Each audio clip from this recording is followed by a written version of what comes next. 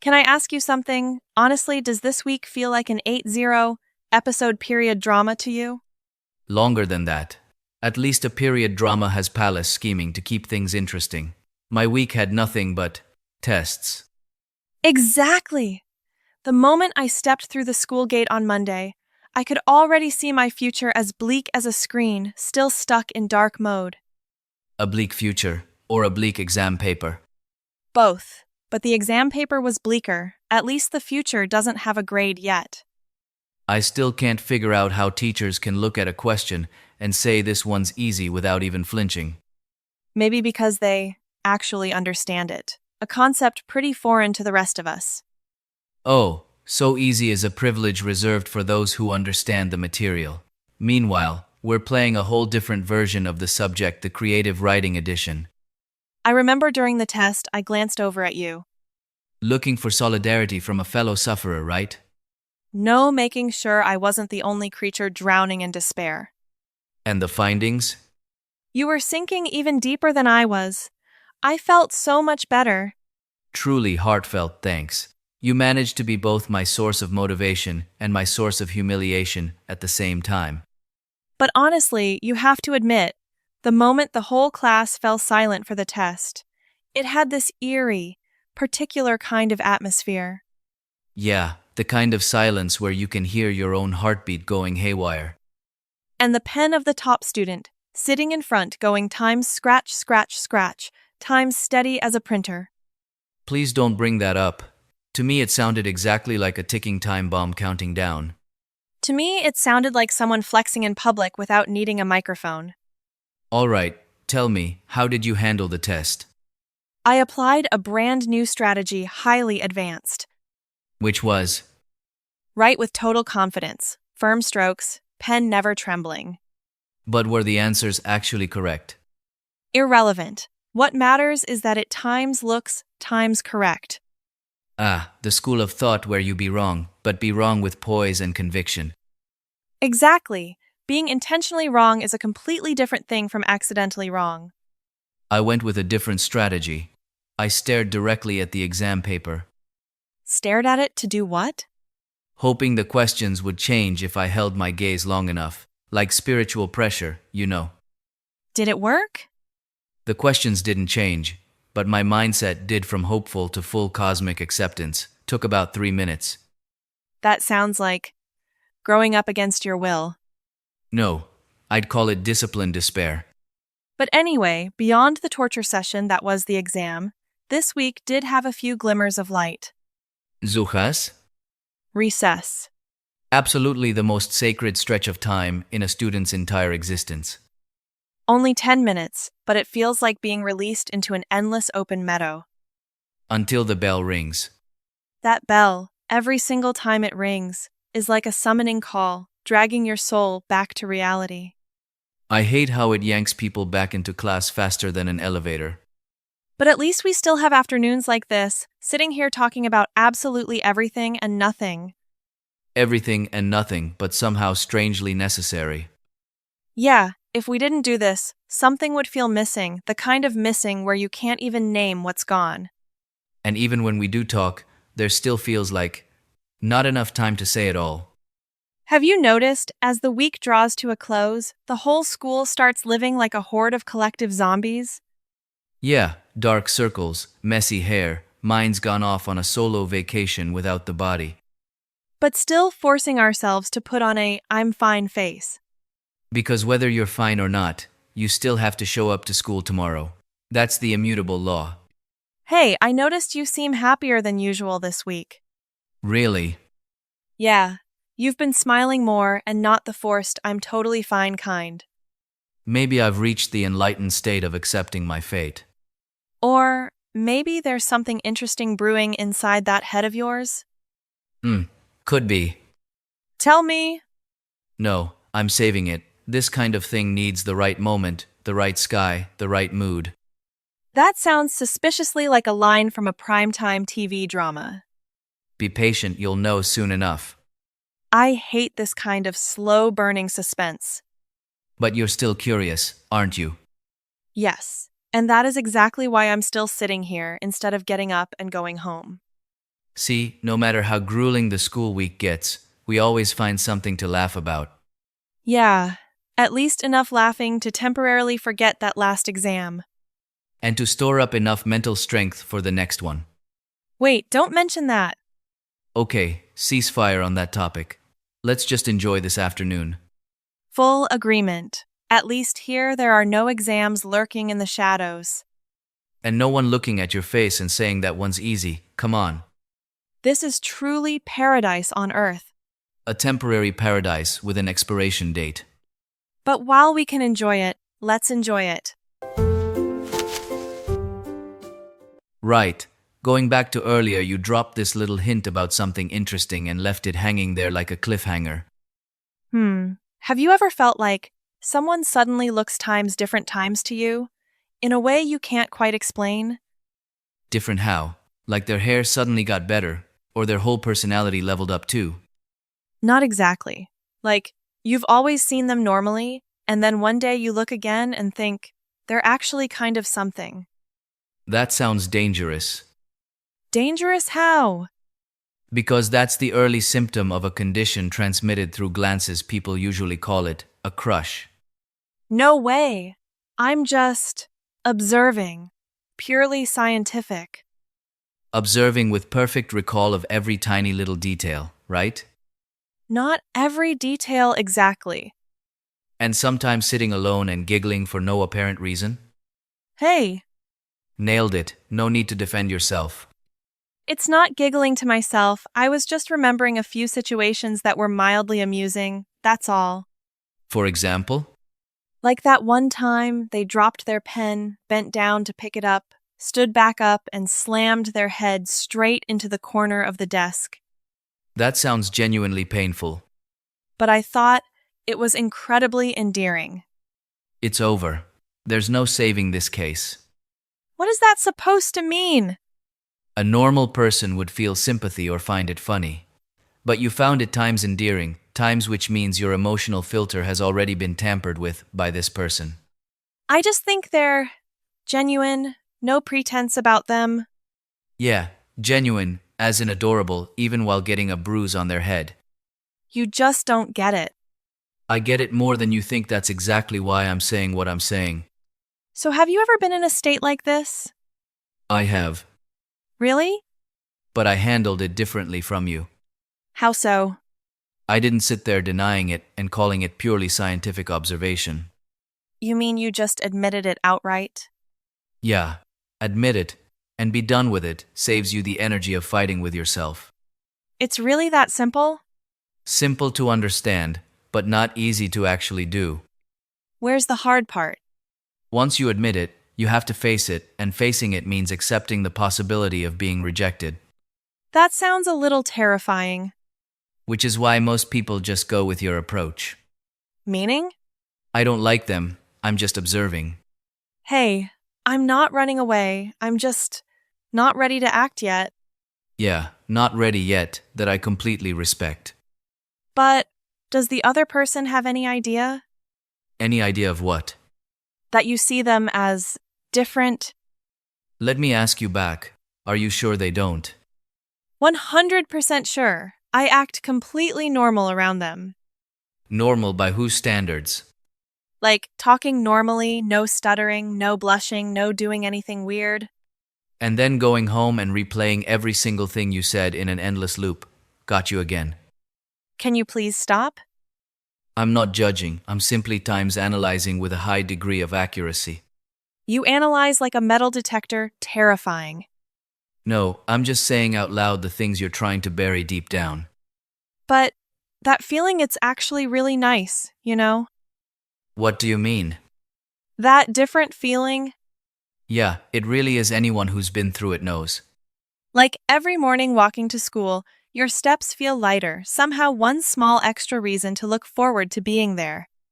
Even though that reason is sometimes just a glance that wasn't meant for you, or a word said without any intention behind it. 100% exactly. But it can leave you hollow, too. Why hollow? When they look past you, the way they'd look past a decorative plant. You've felt that, haven't you? Yeah, just a tiny bit. See, just a tiny bit, but you still remember it to this day.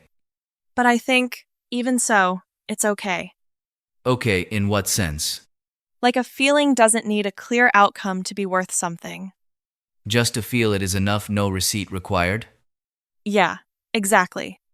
That sounds quietly peaceful and a little brave. I don't want to make everything messy and complicated, But feelings are already professional at creating mess. which is why I choose to keep mine neatly folded. By tucking it into a drawer and locking it up? Yeah. But if one day they choose someone else, will you be okay? Be honest. Then, I'll probably be a little sad. Just a little? Fine sad by more than just a little. Satisfied? I like how you quantify sadness in units of a little. If you don't put numbers on it, it's hard to survive these kinds of things. But I think sometimes you also need a little bit of daring. Are you telling me to go confess my feelings? Not necessarily that far.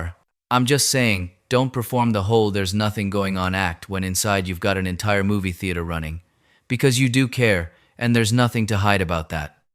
Listening to you, I suddenly feel like I'm being shone on by a high-powered flashlight. I'm not shining a flashlight, I'm just someone who's read you long enough to predict the next chapter. That's both terrifying and oddly warming. Terrifying and trustworthy often walk hand in hand. Yeah, you're not wrong. So just take it slow, no need to run, but don't stay frozen in place forever either. That sounds like a motto from some premium emotional advisory service. I'm just someone who once observed the same way you did, and then decided to take one more step. And what came of that step? That part, I'll save for another time. Hey, you're keeping secrets too? Fair is fair, you're still not naming the main character in your story either. Fine, I'll accept this truce. But remember, Remember what? don't just be a spectator in your own story. I'll try to be the one on stage. Now, times the Emna, I know. Don't act like you've already read the whole book about me. Not the whole thing, but enough to guess the ending if you don't change anything. And enough to make me feel a little ashamed of myself. Shame is a good sign, it means you're still being honest with yourself. Maybe so. Then hold on to that honesty. Yeah, I will. And who knows, maybe one day. What? You won't just be standing outside the window, looking in anymore. We'll see about that. You know everything we've been talking about just now. It seems small on the surface, but it really isn't small at all. Yeah, all just ordinary things from the day, but when you sit with them, they turn out to be more significant than you first thought. Like the whole studying thing. Or suddenly liking someone with absolutely no warning. Or something even simpler, how you feel when you wake up this morning. Exactly. Some days nothing significant happens at all, yet you still end up exhausted like you just climbed a mountain. And some days nothing special happens, yet you feel happy for no reason you can name. Like today. Yeah, today no exam lurking in the shadows, no being called up to the board to make a spectacle of yourself. And sitting here talking about everything under the sun together. My head suddenly feels so clear, like someone opened a window after days of keeping it sealed shut. Have you ever thought that these ordinary moments, exactly like this one, might be the most memorable things of all? I have, and I mean it genuinely, not just saying it to sound good. Not the sky-high grades, not the medals hung on the wall. But afternoons like this one, talking about nothing. Nothing that's actually full of meaning. It sounds contradictory, but it's very real. Sounds like a philosophical status update, but it's true. Because years from now, no one's going to ask each other back then, how many multiple choice questions did you get right? But they will ask, what were we laughing about so much back then? Hey, where did you just drift off to? No, I'm still here. I was just taking a mental photograph. Of what? This moment. What for? So that when everything changes, I'll still have something to look back on and smile. What kind of changes are you worried about? Like everyone going their separate ways, and we can't sit together like this anymore. Yeah, the odds are high that'll happen. That's genuinely sad. But it's also just the natural order of life. How are you so calm about it? Doesn't it make you sad? It does. But I think no matter how things change, what we have right now is still real. No one can take that away. These conversations, these moments of laughter, They don't disappear, they just don't repeat themselves exactly. But they're still there, in the mind, in the chest. it sounds like we're preserved somewhere inside a copy of our younger selves, Yeah, exactly in each other's memories. and sometimes you'll randomly remember something and find yourself smiling alone in a crowded room. Or remember something and blurt out, oh my god, we were so ridiculous back then. Hey, Not an insult ridiculous in the most endearing sense. okay, fine, I'll accept that definition. Have you noticed lately you've been using the word endearing a lot? Maybe. I like that word, it's light, but it holds a lot. Or maybe because you're seeing the world through a new pair of glasses, the kind ground and shaped by a very particular emotion. You're circling back to that topic again. I'm just connecting the dots, not poking fun, I promise. But you're not entirely wrong. See, you got figured out and still have to admit it. When you have feelings for someone, the world around you somehow becomes a little easier to breathe in. Even the difficult things suddenly become more bearable. Like exams. No, those are still just as unbearable as ever. Force majeure exception. Haha, yeah, that one gets a permanent exemption. But I know what you mean. Just one tiny little thing is enough to carry you through a whole day. Like an unplanned, how are you out of nowhere? Or a glance that happened by accident but landed at just the right moment. Or something even simpler, just them appearing within your line of sight. Looks at Emna times, you're taking mental photos again. No, this time I'm recording. Recording what? This moment. This afternoon. To play back later? Yeah, on the exhausting days, when I need reminding that moments like this exist too. Same. Really? Yeah. Because not every day can you sit still, do nothing, and still feel completely full. True. And not everyone is willing to sit and listen to all the tangled mess going on inside your head. Hey, I don't put up with it. I times want times to listen. Big difference. You're right, wrong word. Thank you genuinely, not out of obligation. I'm grateful to you too. For what? For being here, for listening, for telling me the truth, even knowing I might get annoyed. I tell you the truth because I care not to give you a hard time. I know, and that's why I tell you things instead of writing them in a diary. I feel more honored than a diary. No matter how exhausting the school week gets. There are still moments like this afternoon to remind you it's okay. You're going to be okay. Exactly. Hey, Yeah?